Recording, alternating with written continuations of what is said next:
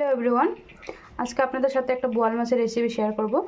এখানটা আমি বোয়াল মাছগুলো ভেজে রেখেছি ভালো করে, হলদি লবণ দিয়ে লাল লাল করে সুন্দর করে ভেজে রেখেছি। মাছগুলি দেখেন বেশ ভালো সাইজের মাছগুলি। আর এখানটা আমি মশলা দিব, দুটো তিনটা লঙ্কা দেবো, যে যেরকম ঝাল খান, একটু পেঁয়াজ দেবো, একটু আদা দিব আর জিরা দিব। আর এটাকে আমি ভালো করে পেস্ট করব, যাতে পেস্টে কোনো ছাকড়া ছাকড়া না থাকে, পুরো প্লেনভাবে।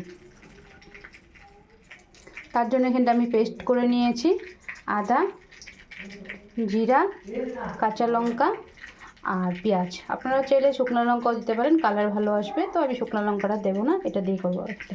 এখন এই মশলাগুলো ভালো করে দিয়ে হলদি লবণ দিয়ে ভালো করে আমি কষাবো। চলুন রান্না করি, আপনারাও দেখেন।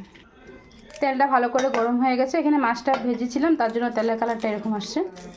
তার মধ্যে তেজপাতা দিয়ে দিলাম, জিরা ফোড়ন দিয়ে দিলাম, মশলাগুলি সব দিয়ে দিয়েছি, দিয়ে হলদি লবণ দিয়ে দিয়েছি। আপনারা চাইলে একটু চিনিও দিতে পারেন। এখন এটাকে আস্তে আস্তে জাল দিয়ে আমি ভালো করে ভাজি করব। মশলাগুলো আমার মোটামুটি ভাজা হয়ে গেছে, ভাজা তেলে ভাজি করছি, তার জন্য কালারটাও একদম লাল লাল লাল লাল কালো কালো চলে আসছে। আমি মাছগুলিকে দিয়ে একটু একটু করে তারপর এটা আমরা জল দিয়ে দিই।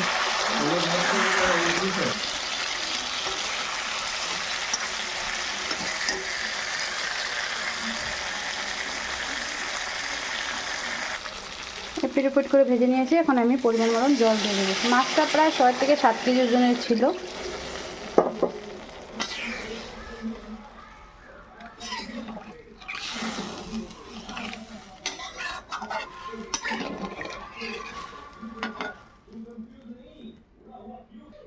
ফাইনালি তরকারি রান্না হয়ে গেছে।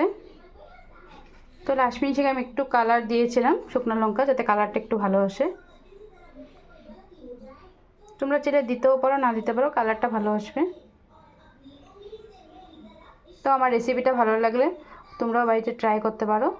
আর আমার রিলস শর্টসটা ভালো লাগলে অবশ্যই লাইক করবে, শেয়ার করবে। ধন্যবাদ।